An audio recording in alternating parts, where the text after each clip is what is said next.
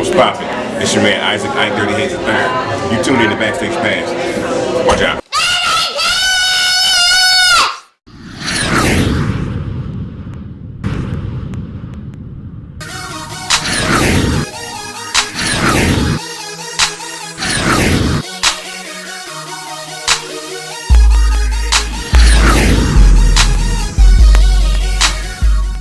Welcome to ASCAP Presents Final Session Live. This is the last one that we're going to have at SAE, but don't worry, it's moving to Georgia State and it's going to be rocking because Meeks is putting it on, okay? So have fun.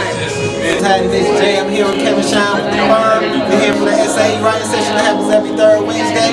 Get down with us for that backstage pass. That's what's happening. And until you earn your way into the business, you got to do what you got to do until you can do what you want to do. Invite people, let them know you're around, let them make sure you're prepared. You can never be too prepared. There's no time to sleep, no time to rest. What's up, y'all? This your boy Drake, this your boy DJ, and this your boy D, and we're the Group 3D. Yeah, we got that VIP access, backstage pass only, chilling up here at the ASCAP writer session. You know how we do it. Your management process, because I think that is very important. It's hard for me, like being indecisive about, and I'm very keen on being comfortable with the people that are my support team. Right. And it's hard, you know, how I'm trying to feel how your process was as far as finding management and people that you actually trust. So you were saying a manager. How do you get the manager? You shouldn't get a manager before you get a lawyer. I really believe that. And that's because the lawyer should help you pick your manager. Because you really need somebody that kind of has got your best interest at heart first. To make sure that the person that's going to work for you, which is the manager, has an actual plan and present you with a plan that's going to actually show you where they're going to take you, how they're going to manage your career, who they're going to put you in touch with. Backstage pass, you know that's going to be where I be. I'm backstage, I'm exclusive. You already know how I get down. We worldwide, we got access, so shoot. You ain't got one of these, we go ahead and throw it on real quick. So you know how official it is. Backstage pass. The only way you're going to really assure that your publishing is going to be worth something is if you are a part of it. That's the thing you better understand. It's not about owning it, it's about being a part of it. Now, if you're a part of publishing, that means that your song is coming out somewhere. I mean, you could have owned 5% of the song, 10% of the song, 3% of the song, 2% of the song. What do you care? As long as the song is a hit record, it's on the charts. You get to still say, that's my record. Credit is how you win in this business. It's leverage. You get leverage. Every time you get credited to doing something, you get leverage. More and more and more leverage. And that keeps your process moving forward. Because we need engineers. Engineers are the people who make this thing that we call music work. But see, sometimes we don't know these things, and then we go to an A&R and be like, thinking this is our one shot, play him, something that's unmixed. Because we don't know an engineer. And so we think by not knowing an engineer, that qualifies us to give us the right to say, I can play this record because that's my disclaimer to you before I play it. I didn't know no engineer. No, that just makes you look terrible. The fact that anybody would go give an A&R an unmixed record is terrible. Let me just tell you that, off top. It's not a good look. It doesn't make you look professional, and it doesn't make you look like you're really serious about the business. It's all first impression. I always tell people, just think of it like this. You wouldn't walk up to somebody with no clothes on and say, look, I want to go hang out with you. That's how it feels, naked. It feels like without any kind of presentation on it, that's clothes.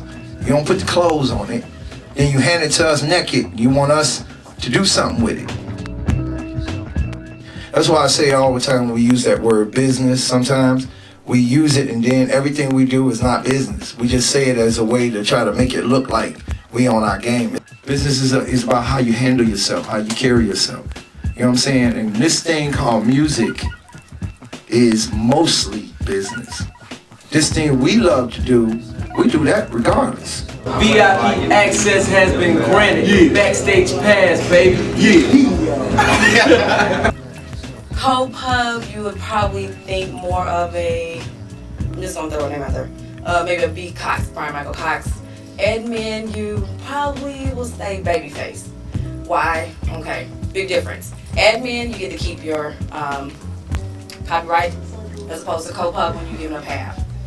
And that's the difference. So more than likely, the people that's going to get an admin deal are people that have a vast catalog and they really just need someone to administrate the catalog, as opposed to co-pub where, you know, like your You need help getting it. yeah, you need help getting it. So that's pretty much the difference between the two.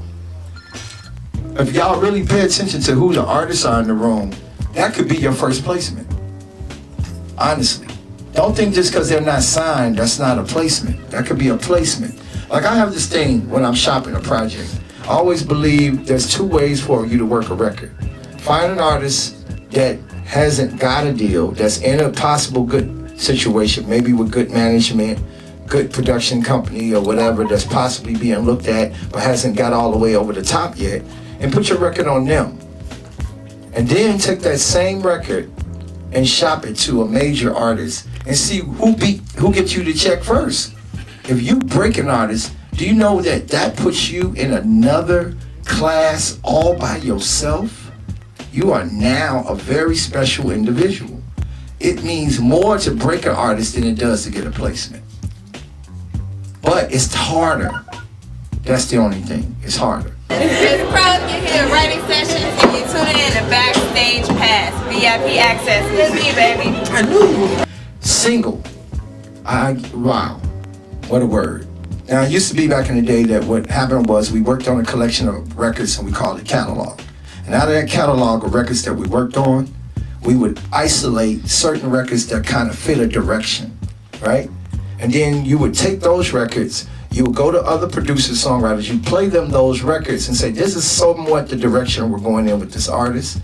And then they would add on to your catalog, right? Because your goal at that point is you already got the ideal of what you want to do. Now you want to add on some records and beat what you got, right? So as you're beating what you got and you're listening to the records, you're looking for the record that tells the story of the concept the best. That would be your single. Why are you still saying album? Like, that doesn't hardly exist anymore. It's catalog now. And you want to service your record to find out what could possibly be that buzz record, that buzz single that might lead to your single. Good example of what I'm talking about, Wankster was the buzz single. In the Club was the single. You get what I'm saying? So it doesn't always mean every time you release a record that's the single. R. Kelly's OJ the Juice record is a buzz record. It's a buzz single. It's not the single for R. Kelly's new album. It's the buzz record. It's to get the buzz going, get the conversation started, and get everybody on the same page. You understand what I'm saying? So every time you guys be making a record and y'all be sitting in the room talking about, this is my single. Well, you haven't even put no records out yet. How you ain't even created no buzz? We don't know who you are. How you got a single?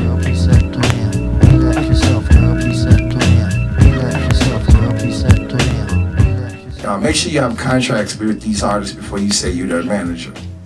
Because there's no such thing as you're their manager and y'all shook hands. You gotta have an actual agreement. You know what I'm saying? So then you can actually, somebody come to you and challenge you about your contract. You actually have a contract that holds, is legal and binding. Okay?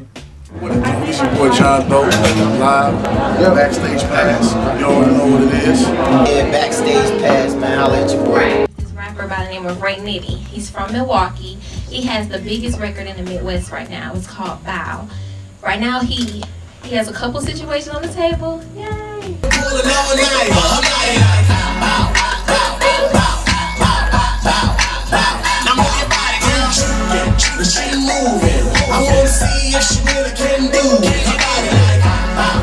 That's Bow. I mean, it's getting crazy airplay in Milwaukee. We're getting airplay in Chicago.